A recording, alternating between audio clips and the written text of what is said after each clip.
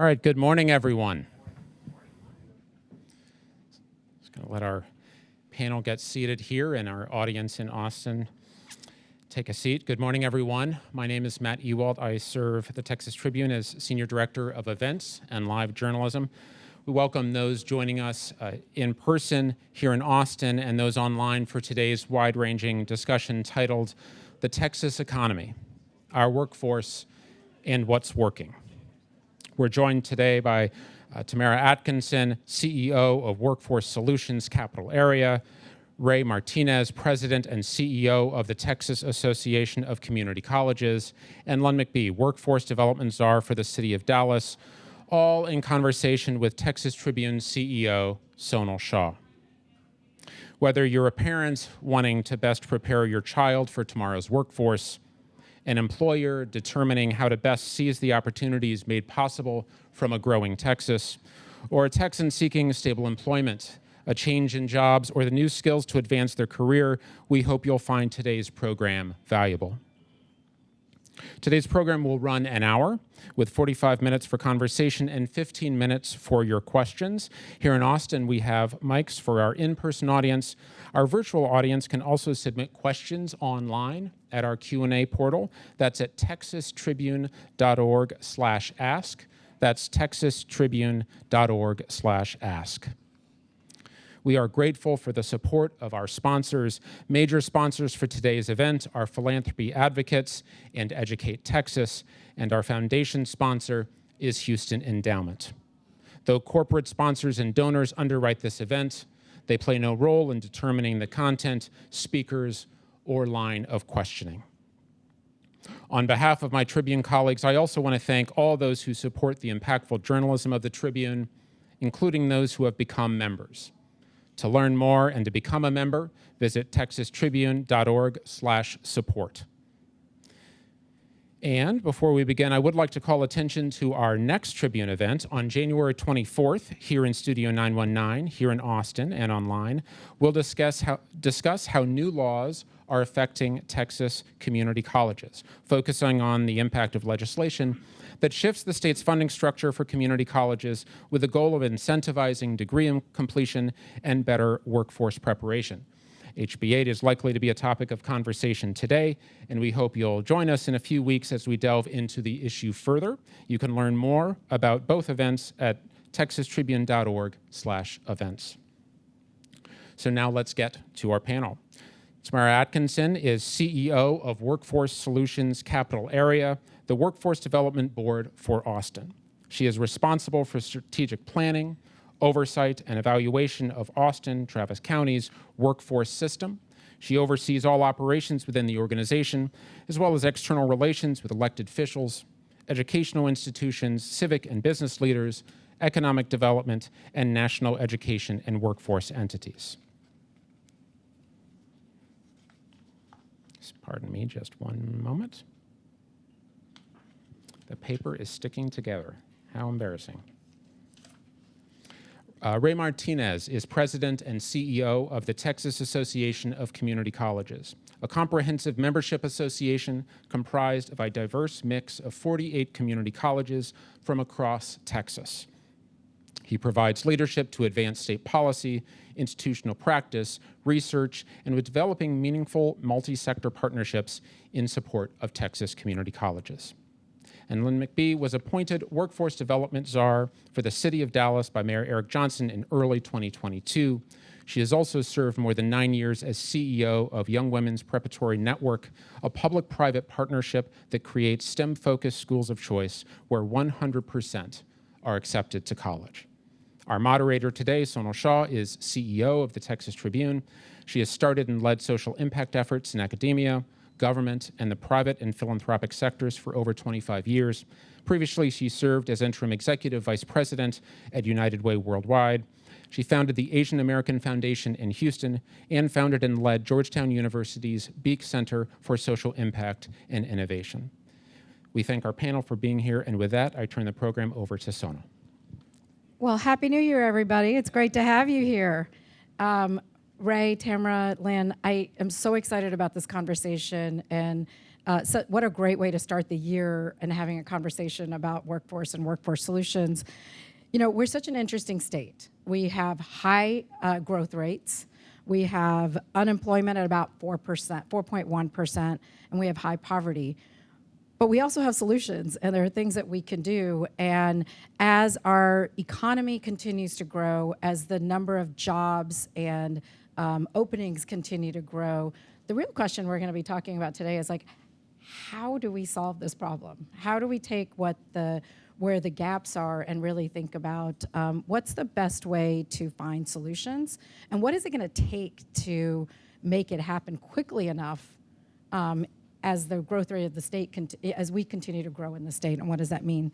So Ray, I'm going to start with you, talk a little bit about how you at the association and your colleagues in community colleges are really thinking about the next generation workforce, and what does it mean to train? And plus, you have a huge background in higher ed in general, so I know you can talk about it from multiple perspectives, but how are you thinking about that next generation workforce? We're thinking, thank you, Sonal, for the question. And first of all, thank you to you and your colleagues at the Tribune for the great work you do covering policy issues across the state. I'm really delighted and honored to be here as a part of this panel discussion with Tamara and with Lynn, and to have this important discussion. So thank you for putting a spotlight on workforce education and training.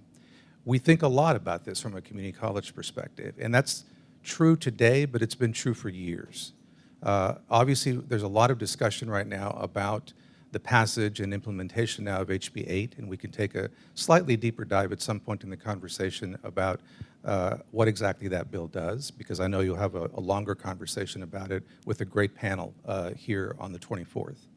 But from an overall solution perspective, community colleges are thinking about our role and ensuring that we are at the table, and that we as community colleges, 50 community colleges across the state that vary in size, in geographic location, in resources, that we are talking with relevant stakeholders. There's a reason we're called community colleges, because we represent our local communities. We take students as they come. We are proudly open enrollment institutions, and we're constantly thinking about how do we ensure that we're talking to our local Chamber of Commerce representatives, our local business and industry, small business owners, employer representatives, to ensure that the programming that we offer on both the academic side of our institution, so many students, primarily traditional age students, will look to enroll at a community college to take a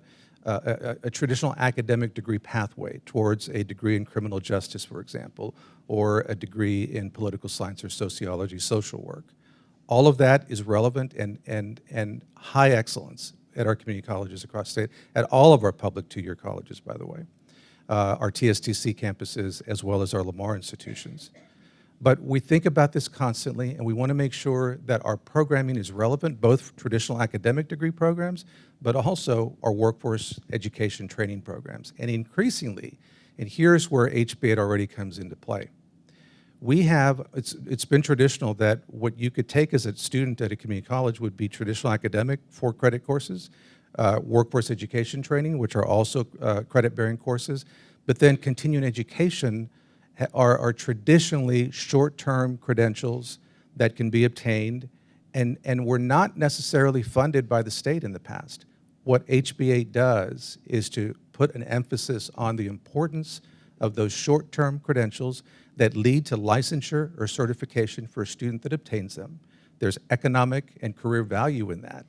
And to fund not just credit-bearing courses at our community colleges, but to fund these short-term credentials that lead to licensure, that lead to credentials of value. And therefore, the imperative is upon us as community colleges to make sure that as much as possible we can blend those short-term non-credit-bearing courses together with those that are credit-bearing to maximize opportunities for our students. So there's a lot I can say about this, but hopefully that sort of sets the table for the fact that we are thinking about solutions and making sure that this economic momentum that we enjoy here in Texas continues forward. Right now, we are leading the nation in job growth, outpacing the nation significantly in job growth, but as you point out, on certain other categories, we have some concerns that we always have to be mindful of and address. Yeah, and matching the job growth to the ability to get the jobs is probably the important piece of that. I appreciate. We'll come back to HB8 in a minute. You're absolutely right on it, Tamara. At Workforce Solutions Capital Area, you have sort of an interesting position. You sit between employers and the workforce, and you're trying to match those two. How are you? I mean, you hear what Ray is talking about in terms of credentials and the training that's needed, as well as sort of the degrees. How are you all thinking about it from both an employer and employee perspective? Like, how do you match those two? How do you make that happen? Great question. First of all, I also want to echo Ray. It's an honor to share a panel with Lynn and Ray, and thank you so much to you for facilitating today and to the Tribune for putting this together. First of all, I want to say that the work we do at Workforce Solutions and really all other workforce boards around the state really is tied very closely to our community colleges. So I am so honored to be sitting next to Ray and so honored to be working with Austin Community College here in our community, because when we look at the data for employment and earnings outcomes, individuals that go to ACC for that short-term certificate Ray was talking about, or an associate's degree, actually earn more in the market than through other certification programs. That's not to discount others. People have to start in different entry points, but when they connect to ACC at some point in their journey, we see greater earnings. So how are we looking at it? One of the things that we saw very clearly starting in the pandemic and then coming out of the pandemic is you earn what you learn. You earn what you learn. And so what does that mean? That means we are really seeing a need to double down on skills acquisition. Skills acquisition. So oftentimes our community college, Austin Community College, or community colleges in our areas are the key to that skills acquisition, whether it is kind of traditional didactic classroom training, or whether, and I love this about Austin Community College, it is whether it's also the ACC being willing to have an instructor go to an employer's place of business and provide that instruction on the job for workers. So I love that our community colleges are pivoting, but at the end of the day, bottom line is you earn what you learn. But there's a slight caveat, Sonal, that I want to add to that, and that is increasingly from our data and increasingly from individuals who are coming into our career centers or seeking services. And I should say, we get on average now over 350 people raising their hand every month looking for new services from Workforce Solutions, in addition to everything else we're doing. So it's a myth that people don't want to work. They do want to work. They are looking for services, but in order to increase their skills, it's not as simple as connect them to a community college. We are hearing people say that what they really need is access to childcare. What they really need is help with transportation. And this is heartbreaking. Sometimes people come to us and they say, I have an eviction notice. And how can I possibly start or even complete a training program with this? So I think as a system where workforce boards across the state in partnership with the Texas Workforce Commission, where we are particularly important is in serving as that safety net for the workers that the employers want to hire. Last thing I'll say, and we can talk about this more later, I see workforce development as the other side of the coin of economic development. It used to be when I started as a workforce professional over 2 decades ago, we talked about them entirely separately. Now we need to talk about them in tandem. Workforce development is economic development. Economic development is workforce development. And so we are in service to and working with the employers, but if our job is to find and prepare and support the workers, we need to recognize the additional the supports that they need to be successful in their skill training and on the job. Tamara, thank you for bringing up childcare and for transportation. I think we'll come back to those issues. I think those are super important, and also just understanding what workers are coming for and what their needs are, and being able to meet those. And we'll come back to also what your office does and how you help with that. Lynn, you have a title I would love to have, czar of anything, right? It's such a great title, but it's, one of the things that you've seen is in high poverty areas in Dallas, you've seen some of the challenges of what is happening. A little bit, I see you're nodding your head when Tamara brought up childcare, and I know that's important for some of your audience. But give us some of the statistics that you've seen in Dallas and what you're learning there. Yeah, so first of all, thank you for having us all today, and it's an honor to serve on this panel. Back in 2022, when the mayor appointed me workforce czar for the city, I think when most of us, if I asked everyone here in the room, you would think of Dallas-Fort Worth as the growing metroplex that it is, third or fourth in the nation, growing very fast. And we really looked at the city of Dallas and the 1.3 million citizens that make up the 9th largest city in the United States. And what we found is 40% of the people living in Dallas were low income. And so we have deep pockets of poverty, generational poverty. And a lot of the things that were just mentioned about the child care and the transportation are barriers. But one of the biggest things was our system was not set up to meet people where the needs were. So I'm very proud that Dallas College, which I am a huge fan of, has a training center down in Redbird, which is southern Dallas, which is where it is proximate to where people that need the jobs and the training. There's actually training that is a hard handoff to a job because they're working with employers. Because when we're working with people in poverty, you can't add any more barriers to what they have to do. So there's really got to be that connection between this job, this certification, these credentials lead to this employment partner that happens to be in the Redbird Center. We also, with DSD, have started, and this is something really cool and new, doubling down on advising. We talked about the mentorship piece earlier when we were talking offline about adults that are coming late to the game to be trained, and they actually need a mentor on what does it mean to go to work every day. Well, kids that are coming up through DSD, until recently, we didn't have a lot of, we had some P-Techs and B-Techs, but we didn't have a lot of the skill-based, training that was needed. So now we've just opened some career institutes, 16 credentials, you get out, you get a job. But one of the things that we're doing that I think is so exciting is back in middle school, we have a discovery van. Most of y'all remember doing the bookmobile, probably. So we have a discovery van for middle school kids that can actually start to explore what they might want to do, because we've got 85% of Dallas in DSD is underserved. And so, again, how do you start to put people on a path that they're excited about, that they're passionate about, that they want to have a job in? Because until recently, the 6-year graduation rate from DSD into after college was 19%.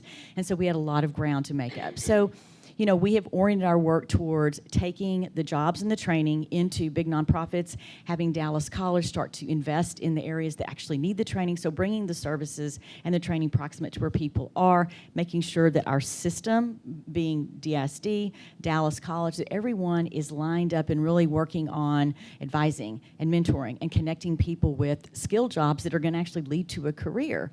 And so, and I know we're going to talk about some of the challenges, but we have done, just to kind of maybe tip off the conversation, we trained 2 cohorts of phlebotomists down in southern Dallas for Methodist Hospital. And we had about, I guess that was 25 women that went through. And after 2 months on the job, we had, I think, about a third of them quit, and it was childcare. They were now making a sustainable living wage. They had a job that would allow them to, in a hospital system, that would also allow them to upskill, after they had gotten the phlebotomy and stayed in that. But they really couldn't afford it because there wasn't quality child care. And when they did find it, there was a waiting list for where they lived, or it was too expensive. And so we lost a third. And so the child care piece is the biggest. It's a burden for everyone. It doesn't matter if you're low economics or you're high economics. You've got to put your child in quality child care. And it's got to be quality, because if we don't have kids that are entering or don't have that quality child care, they're going to enter school and they're not going to make the 3rd grade reading level, and then you're just going to perpetuate poverty. So it's been a challenge. We're making great strides in Dallas. I'm super proud of how our ISD and our Dallas College are lining up. And so good stuff happening. Well, thank you. Yeah. I think you've brought in a lot of issues, and we'll come back to some of them also in terms of how do we provide the wraparound services to ensure people can stay. So let me just go back first, right, to HB8. Give us a little bit of background on HB8 and why it matters, and if you wouldn't mind, just a couple of the challenges both Tamara and Lynn brought in terms of, like, in order to meet the outcomes and keep people in jobs, how do we think about all of the other things too? Yeah. No, great question. Very quickly on HB8, it is transformative, historic legislation, and I'm not trying just to trump it up because I work for the community colleges. It is all of that. We are leading the nation now in terms of performance outcomes-based funding model for our 50 community college districts across the state because of the passage of HB8. which happened because of a 12-member commission that did a year's worth of work looking at other states. We're not the first state in the country to implement outcomes or performance-based funding for a sector of higher education, including community colleges. Ohio has this in place. We are innovative and leading the country now because it is a dynamic model. The intention here is that every year we're going to look at what our community colleges do in terms of performance, and we can talk about the metrics that the state funding is predicated upon. And instead of competing against, a large community college like Dallas College with over 60,000 students versus a smaller community college like Midland College, where my wife is from, with 5,000 students, instead of competing against each other, the college will instead, in a sense, compete against itself, if you will. They're going to maximize their resources, their strategic planning, their business model, so that it is around producing the outcomes and performance that's needed. So what are those performance metrics? It is credentials of value, and we can talk about what that means generally, but just overall, it means value in career opportunities, value in wage earnings or economic value. That's a credential of value. That's one metric. A credential of value in high demand fields. That's a second metric. That's going to be a fundable outcome, as we call it, under HB 8. Transfer. So a student does 15 semester credit hours at a community college and transfers to one of our terrific 37 public universities across the state of Texas. That's a fundable outcome under HB 8. And then finally, dual credit. So a student does at least 15 semester credit hours of dual credit through a community college like ACC or Dallas College, or Howard College in Big Spring, or Midland College, et cetera. That is a fundable outcome to do at least 15 semester credit hours of dual credit through a community college. Those are the primary metrics. Then there are plus-up categories. The more our colleges do for students who are economically disadvantaged, in other words, low income, the more colleges do for students that are academically disadvantaged, the more colleges do for adult learners, defined as students who are 25 years of age and older. Those are all fundable. So those are the incentives right there, and that's really the heart of HB 8. And a lot of credit needs to go to, many different people, and it's a long list, and I won't go through the whole thing. But the 12-member commission was chaired by Mr. Woody Hunt, a businessman from El Paso, terrific leader, and did a terrific job with the commission. My former boss, Commissioner Harrison Keller, has been he likes to say that when he started as commissioner 4 years ago, he wanted the agency to be a resource, a partner, and an advocate for higher education. He's done all of those things and then some as commissioner over the past 4 years, but particularly the work that he did in helping Mr. Hunt to lead this commission and get this 12-member commission to make recommendations which were then adopted essentially in whole by the legislature and codified into HB 8 and signed into law. We are so thankful Governor Abbott has been a champion of our community colleges well before HB 8, but certainly talking a lot about HB 8, Lieutenant Governor Patrick, Speaker Phelan. Gary Van Dever, the state representative, was the author of HB 8, a true champion for our community colleges, and Senator Brandon Creighton on the Senate side, also a true champion for our community colleges. All of that is so important. I know that that's a lot of detail there about HB 8, but we didn't delay this. This is truly significant, game-changing legislation. And none of us said, let's wait a year or two to do this. We got to adapt to this. We didn't. We went straight into implementation. It was signed into law by Governor Abbott June the 9th, and it began effective September 1 of 2023. It is in place now. We are funding our community colleges based upon a performance or outcomes-based model.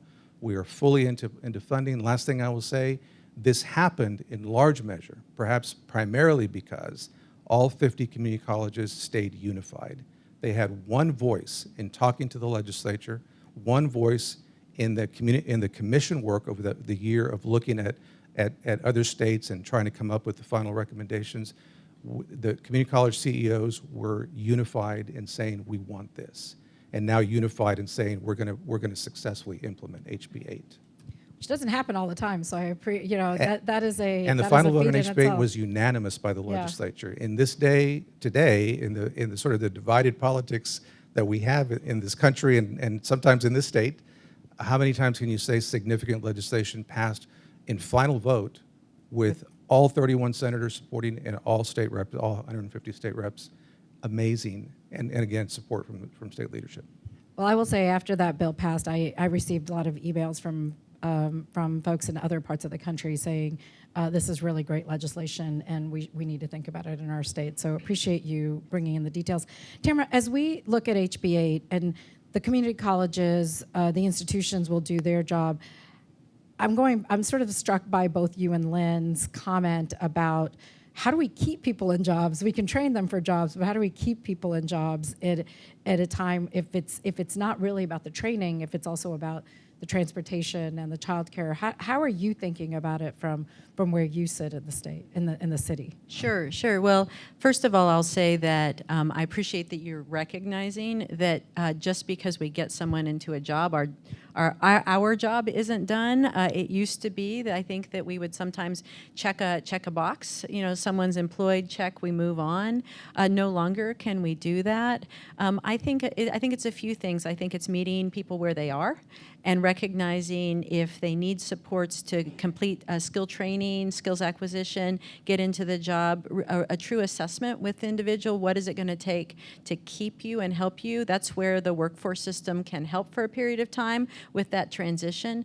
I also think that we see employers as true partners with us in this. So it cannot be and is not totally on the back of the public workforce system to meet all the person's needs, nor is it or should it be solely on the back of the worker to try to figure all this out. Because let's be honest, sometimes our systems are difficult to navigate.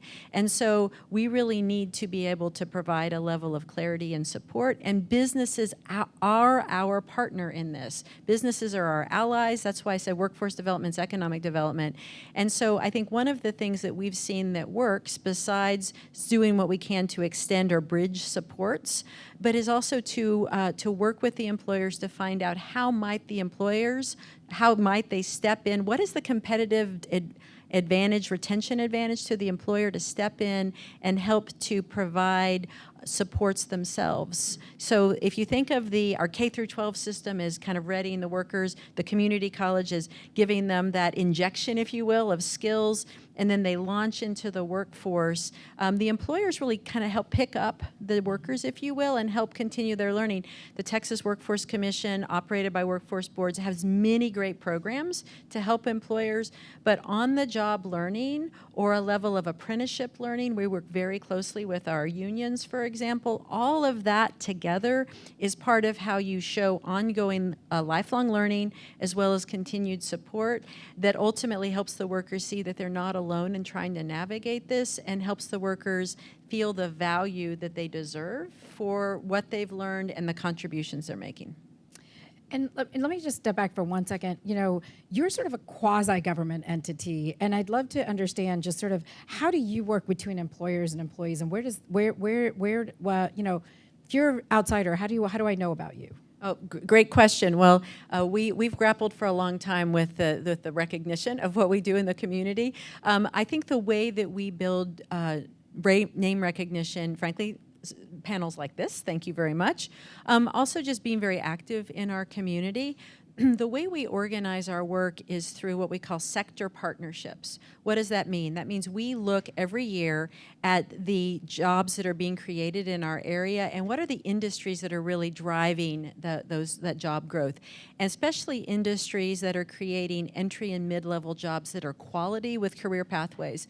So here in Central Texas, we actually have 5 industry sectors, and I have staff members who are dedicated to each of those 5, and they are healthcare, advanced manufacturing, skilled trades, tech, and now infrastructure. Why infrastructure? Because as a result of the bipartisan infrastructure law, we estimate over $25 billion with a B dollars are going to flow to Central Texas over the next 20 years for projects.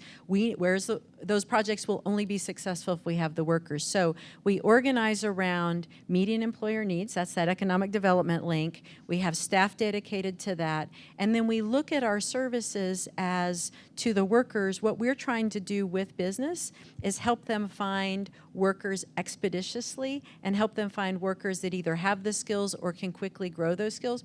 Ray said at the top that, or you said, one of you said, speed. How do we keep up with the speed? That is one of our challenges, is the rate of change.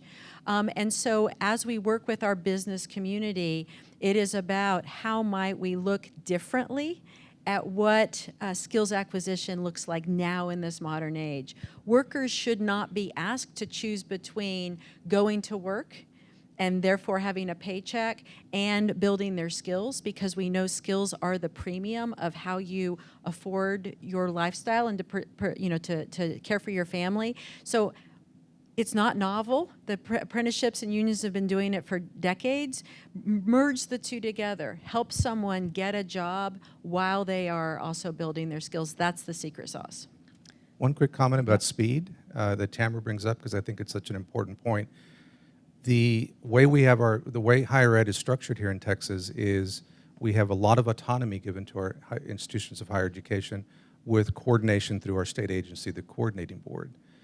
With regard to some of these short-term upskilling and reskilling opportunities that are so vitally important right now, the great thing about our public two-year colleges is they can be innovative, and they can be innovative quickly.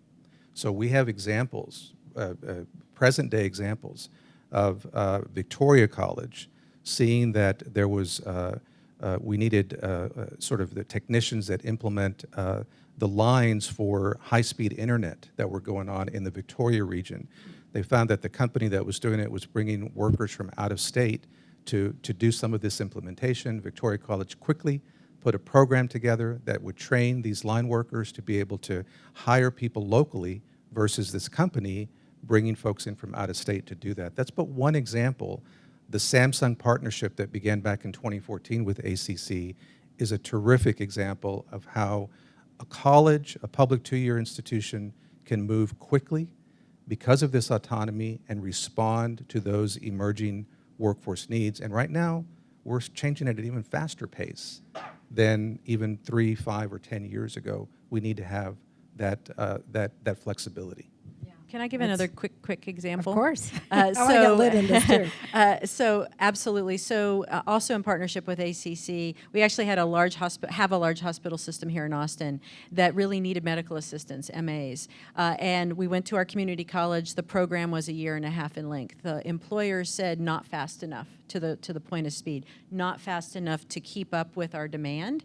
So they worked with us, the hospital system did, and we worked with our community college. We brought it down to less than 2 months of didactic instruction on site at the employer's location. The workers are getting paid for learning on site at their employer. The community college adapted to meet the needs of the employers. So this hospital system went from saying that MAs, medical assistants, were their #1 needed position to now they do not have as many openings, and they said we have essentially helped clear the backlog of open positions. That's the partnership, and that's the agility of working with the community college when we partner with employers. So, Lynn, Ray and Tamara bring such interesting examples and abilities, but I'm also struck by the 40% poverty rate in Dallas that you were talking about. And I'm sort of, if we take the ability to move fast, the ability to link employers and jobs, how do we reduce this poverty rate, and how do we help people get those jobs? What are some of the solutions you've seen? Yeah, I mean, first of all, organize the system right so that it's proximate to where people are. We've already talked about Dallas College moving into Southern Dallas, which is where we've got generational poverty.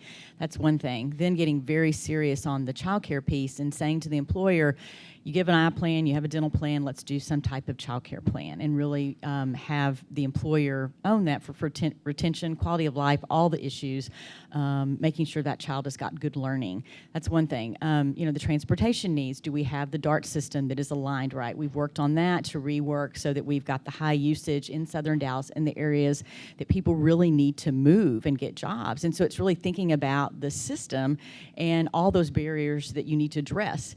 But one of the biggest things, and it is, and we are doing like 2-month, you just said the 8 weeks, patient care technician, phlebotomy, medical assistant, all of those things. You get people into jobs, But the problem with people coming from generational poverty is that workplace, what does it mean to go to work every day? And so that's why I bring up the mentorship piece, and how do you have follow-up with the Workforce Solutions or with Workforce Dallas or with whatever entity it's going to be. If you're partnering with a nonprofit on the ground to bring in training, which we've been doing, and getting people into that job, what is that follow-up like? Is someone calling to say, "Atta girl, Tamara, get back on that bus and go to work," even though, you know, it's very foreign to you? So it's that piece. It's backing it up into like DSD and ASD to have a very solid advising piece. Right now, DSD is going through a kind of a little bit of a reshuffle, and they're going to be putting a lot more resources towards the advising piece, so that they're making sure that kids, when they graduate, we're not going to have that 19%, you know, post-secondary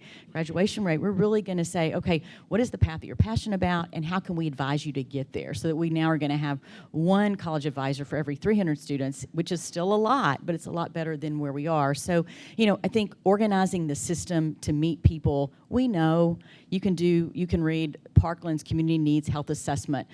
The most unhealthy zip codes are where the poverty is. We know exactly where folks are, and it's like, how do we bring the jobs, bring the training, and that, you know, again, I've said Dallas College and DSD are starting to do that, and really start to remove those barriers. Another thing, Dallas College has a resource center now they're doing so that people can come in, and I mean, even food assistance. There's all kinds of things. DSD has resource centers. You know, thinking about, would you ever put a child care on an elementary school in some of these, you know, to systemize it, to really scale it so that, you know, you've got quality child care in that elementary school system. There's not, you know, it's going to take many things on the child care front, you know, offer child care, you know, allowances. Elementary schools might have that. And then lastly, we're growing like crazy. I know y'all are here, but when you go and you pull a permit to build a building at the city of Dallas, it's going to be hundreds of thousands of square feet, and we're going to give you nice tax incentives. Well, maybe you carve out some square footage for good quality child care, bring an operator in, and then you have, you know, it will keep people in the job. It will keep them happy. It will cut down on costs for retraining. So it's, you know, it's defining where people are and setting a system up that meets their needs. And it's hard because you've got generations of you know, learned behaviors too, which is the hardest thing to break, you know. So I hear you, and I've heard you on in other panels and other places to talk about like how to bring different groups together to have these conversations. Are you seeing employers wanting to have this conversation about childcare? Yes, and it's because they need the employees. Parkland Hospital, which is our big, you know, community hospital there, county hospital, they've got about 10,000 employees, and they now have drop-in childcare, and they also have about 75 slots for people that really need this. And I've challenged other peer hospitals in the area to do that. And so, and I've talked to people that are big builders that are like, if they can make it work out with the, you know, the incentive for actually putting child care in a building, they will do it. So I think if we bring solutions and bring ideas, that they're willing to try it, because they really need those employees. And, you know, to the training piece, I think you said something that sparked, we have to be fast, because there are so many for-profit training entities now, and there are so many companies that will set up their own training if the colleges don't meet, or the ISDs, that you have to. It's imperative that you move fast and you figure it out, because they'll figure out another solution. They really will. Tamara, are you seeing the same in Austin, where employers are sort of thinking about creative solutions for childcare or transportation or other things? So I definitely see that the conversation has moved more and more to including childcare, for sure. I have not yet seen a critical mass of employers that are bringing childcare facilities on site. I love that example you gave. We have examples in Austin, but is it at a scale that is addressing the need? Not yet. And I think there's a number of reasons. I think employers haven't historically seen their role in providing childcare. I think this is new, but I think some of the most innovative companies, some of the best companies, I would say, in my opinion, are seeing it as a worker attraction and retention. If this is a skills market, right, and if you are looking for the best and the brightest, you're going to want to both attract and then retain, and I think more companies are seeing that. I think, of course, there's an expense, there's regulatory oversight, there's a number of different factors that can give companies pause, but I sincerely hope that moving forward, frankly, I think the only way we can solve our issue around childcare access and just the numbers between the need versus the current capacity is we're going to have to see the private sector really step up and be having meaningful conversations with the public sector about how do we solve this problem, because it really is a community need and in the community's best interest. Or you systemize it, and that's when you think about these elementary schools that got extra space. And that's, when we went to, that's what we're going to have to look at is, how do we put on good quality childcare? We've already got a building there. We've already got teachers there. And that's the way to scale it. I mean, to your point, we've got some good examples in Dallas with, Parkland and different people that are wanting to try it.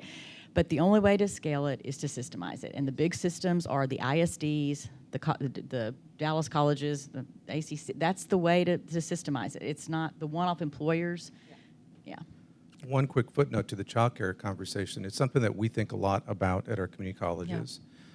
There is actually an initiative right now on a national level. There's a couple of Texas community colleges that are part of a pilot program. It's funded by the Trellis Foundation to look at the possibility of locating Head Start centers on community college campuses.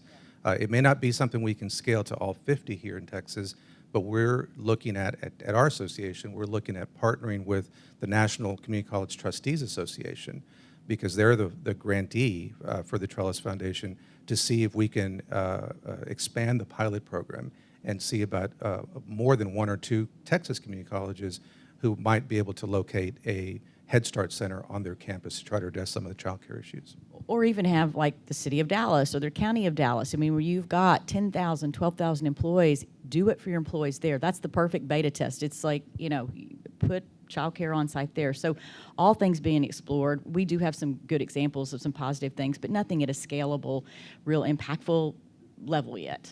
And I just want to add that lest we think that childcare is just a need for students at a community college or workers that are trying to navigate the system, at Workforce Solutions, we administer the largest subsidized childcare program in our community. Workforce boards do in all of their areas.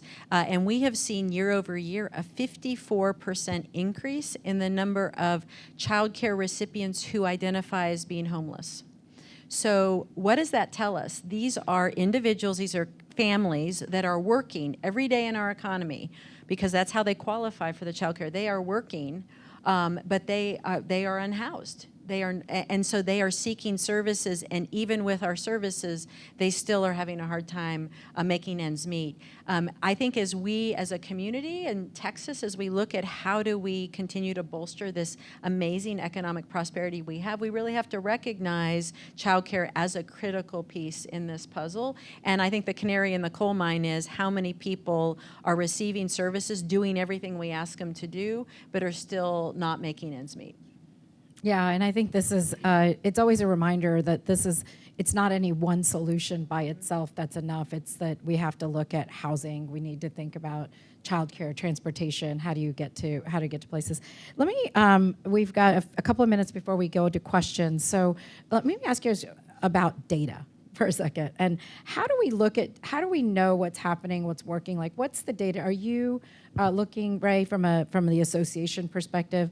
Do you aggregate that data? How are you thinking about it? We are constantly looking at data, and thankfully we have a state agency, the Coordinating Board, that's really on top of not just taking data that they receive from institutions, but actually operationalizing that data to make it actionable and make it available to the institution so that we can learn, not just about what's happening at one community college, but across our sector.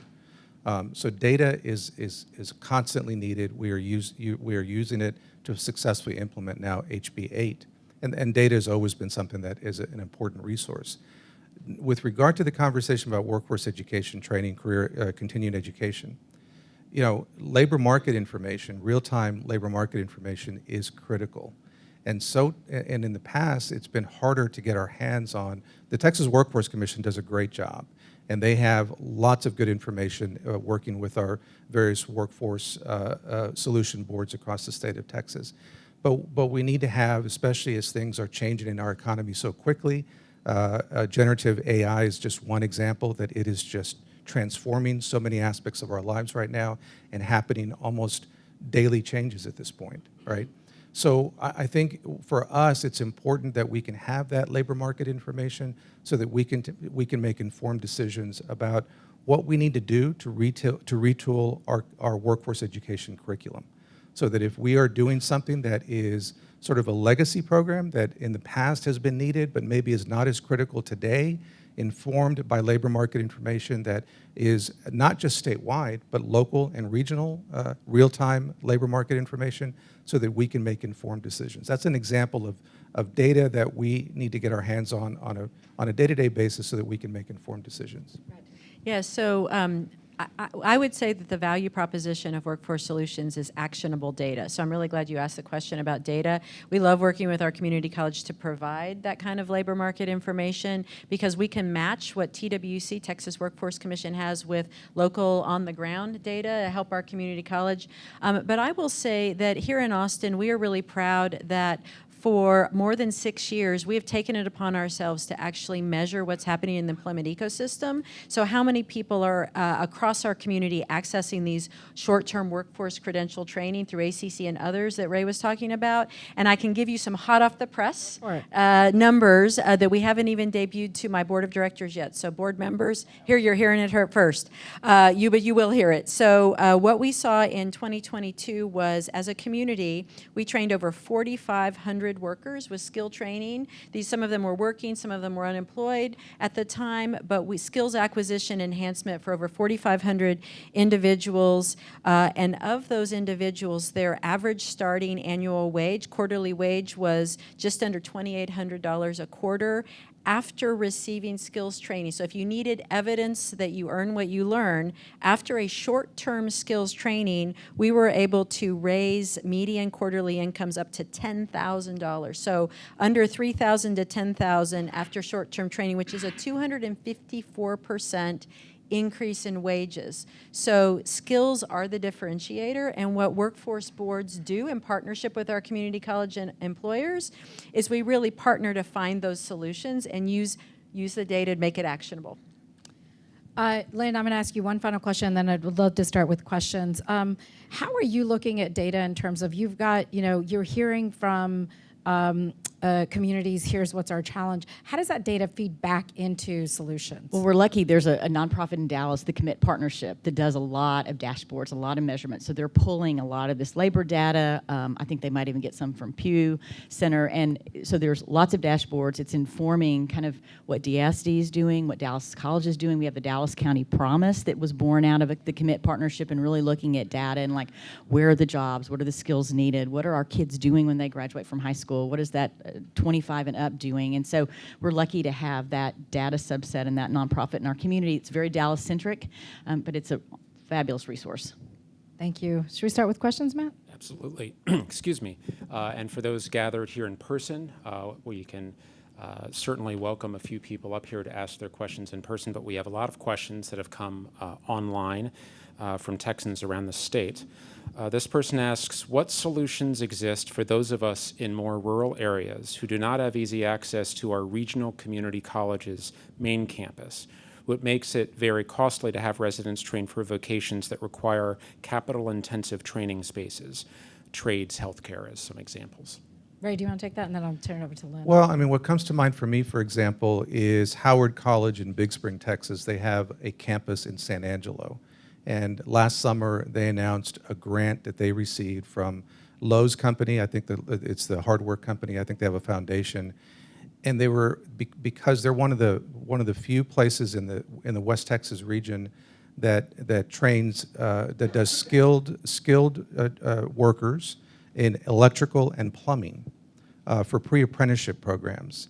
And their location in San Angelo received this large grant award because of the recognition that they're doing to provide these skilled trades training in these particular areas. That's but one example of our community colleges, which again, it is true, we've had a lot of great examples of ACC and Dallas College and the great work that our more urban and suburban-based campuses are doing, or colleges are doing. But we have outstanding colleges in some of our rural parts of the state, throughout the state of Texas, that equally have robust partnerships with local employers, industry, chambers of commerce, and also have satellite campuses in key areas to make it easier for individuals, students, aspiring students that can't travel to the main campus, for example, in Big Spring, and San Angelo is a bigger city than Big Spring, but there are examples of satellite campuses where we can reach rural students more effectively. I was just going to say satellite campuses and a lot of the things that you said that are resources to someone, and just being aware of your employer and, you know, looking at their job site and being very proactive in it. There are so many jobs. If you want to work and you want to get, you can do it. I mean, there are plentiful jobs, plentiful training, but I was just going to say kind of online and resources like that, you know. Yeah, and I'd only add, I'd say I think it's important that this is why the data piece matters, is like where are there no access to, and where is there no access to training, and how do we ensure that those that don't have access have some way of getting access, because healthcare is a growing need across the state, but it's not just in the big cities. This is an opportunity. Go ahead. Yeah, well, I'm going to call out the packed house here in Austin to ask your questions if you have any. I'm happy to ask from online, but if you can come on over here to the microphone, please do ask your questions. Another one that came online: how can we incentivize the education sector to expand vocational training? Assuming that you agree that this is necessary, where is the political will to accomplish this?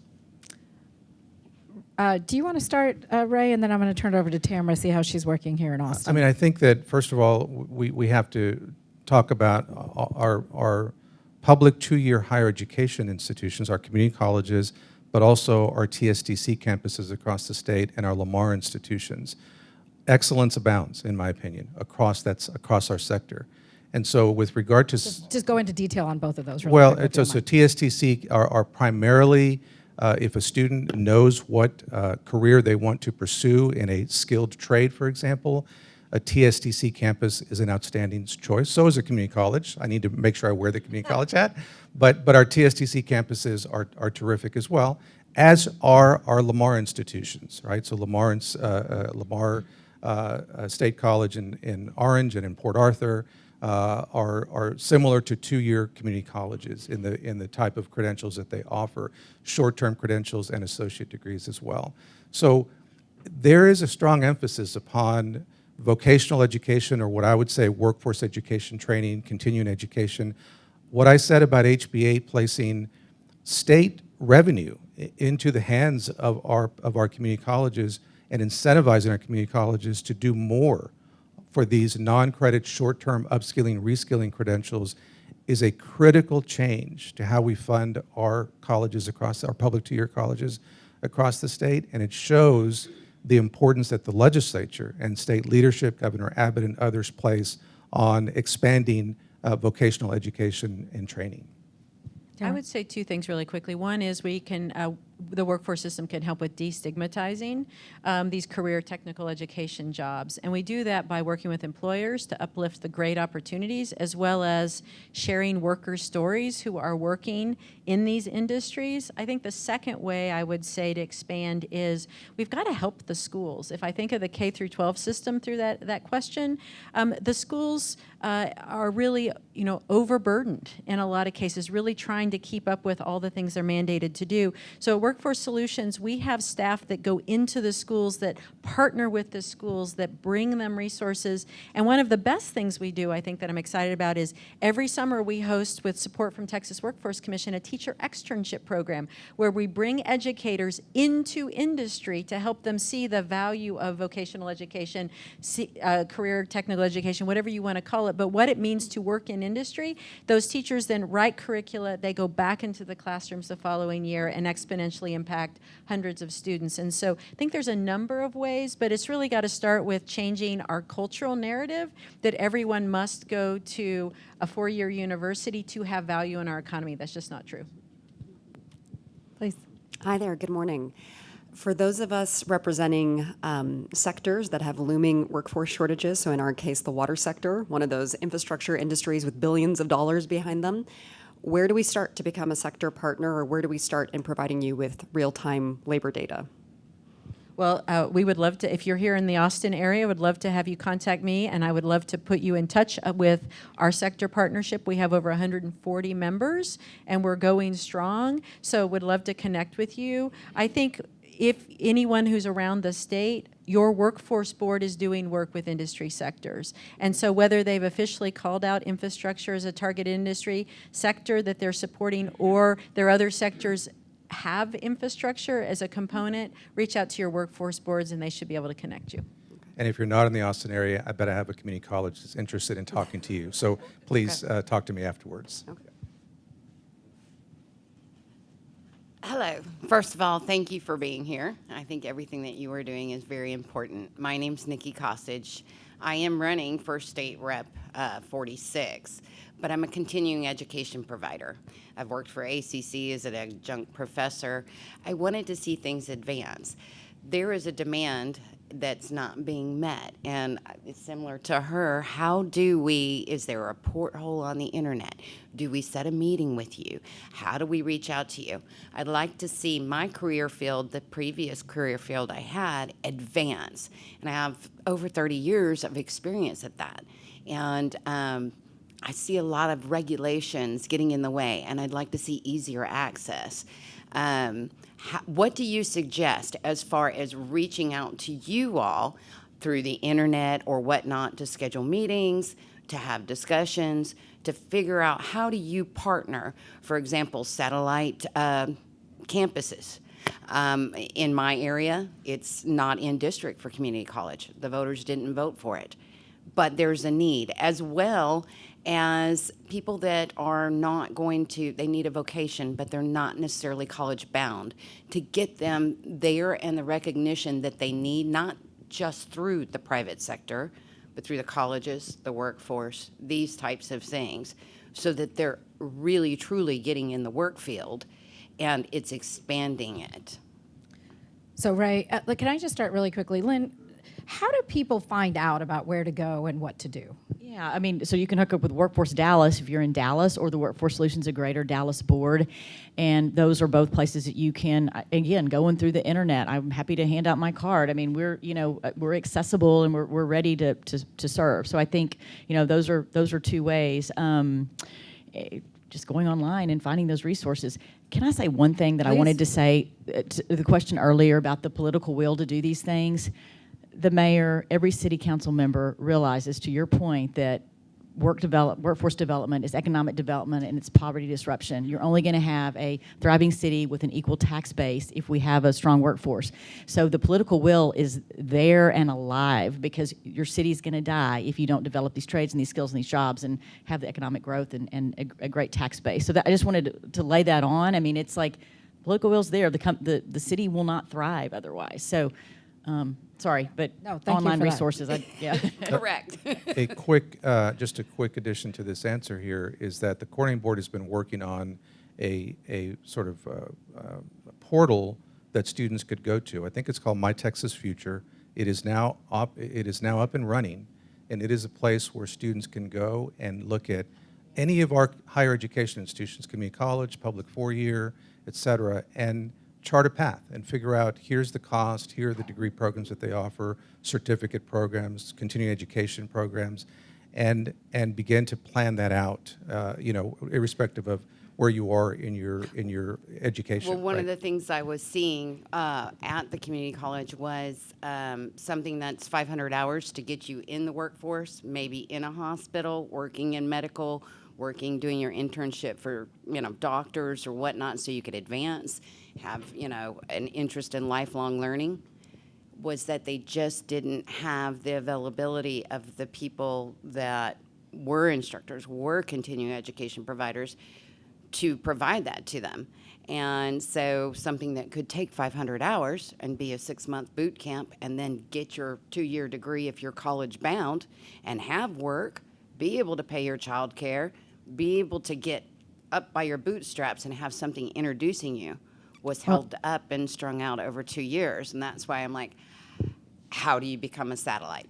So that when you have a rural farm community, that instructor can travel out there or work with technology to work back and forth with the student and work with the college and the Thank you. workforce. I think there's Thank you. several comments here, and one I just think, and Tamara talked about this, which is working with the employer in terms of shortening the ability to get a certificate and to be able to get a job. And I think there's an opportunity to be creative here. But I think the broader question, and not even a question, just a comment here for all of you, is a question of, like, there's lots of places to go to. Not everybody knows about them. And so I think making it available and ensuring people get access to that information is important. So please go ahead. Hi, my name's Stephanie Matthews. I'm with the Texas Association of Business, and I love the conversation about employers. I think we represent the employer community throughout the state of Texas and are thrilled about House Bill 8 and the opportunities that it brings.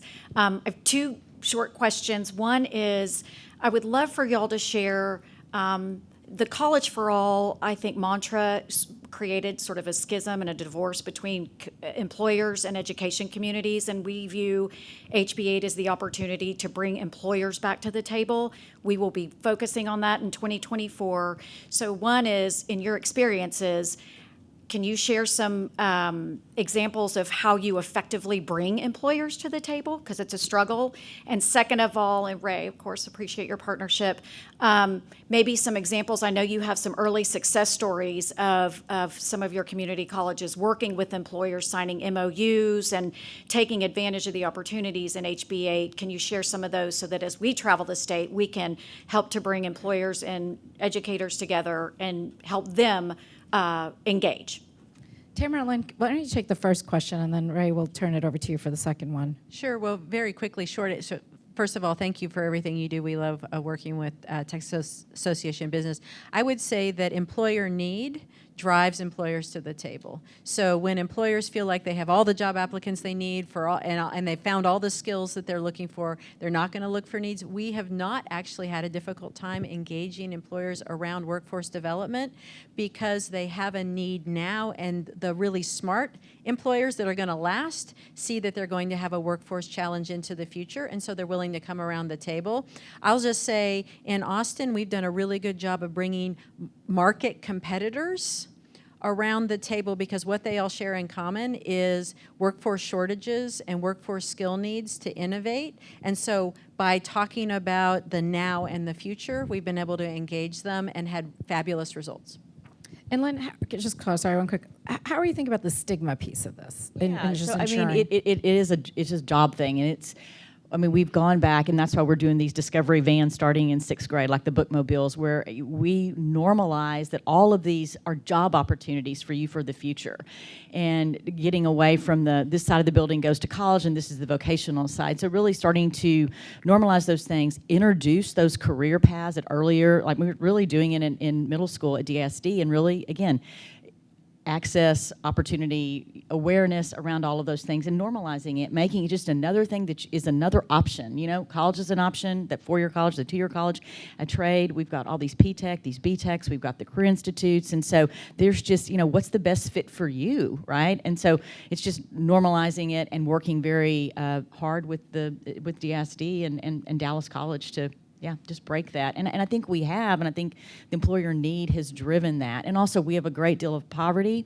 And so the only way to get out of poverty is to have money in your pocket. The only way to do it legally is to have a job, right? And so it all, we've just got to get real about it. And these are great career and great, game changers. Real quick, we have a P-Tech program where we've got people that are coming out of that program that are making $55,000 as airplane mechanics, like a technician one, coming from homes making $24,000. So it's real. We've got, story after story of that. And so, normalizing it so that someone can live a great life. I mean, that's story enough, right? So.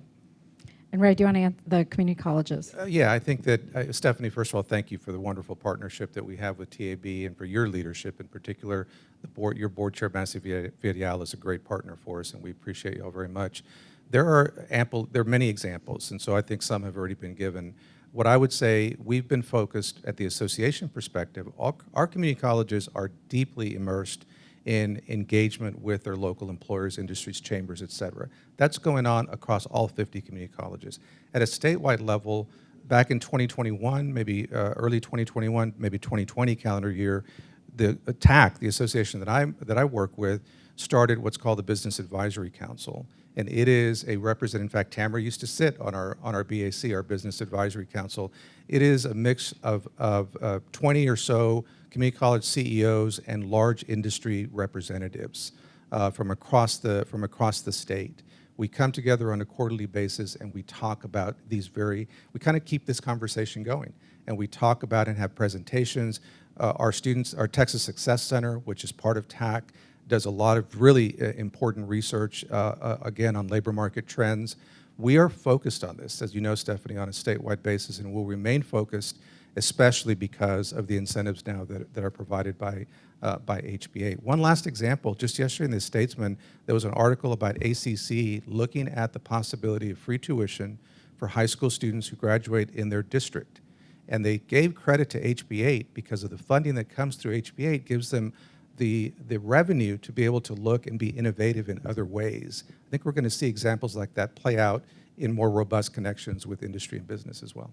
It's a great example. I want to say thank you to the three of you. It was an incredible conversation. Really appreciate the energy and the importance of the work that you're doing and what is to come. It is a very dynamic economy and a very dynamic space, and so appreciate how hard it is to do, but what the opportunities are here. And thank you all for coming. Really appreciate having you here and participating in this conversation.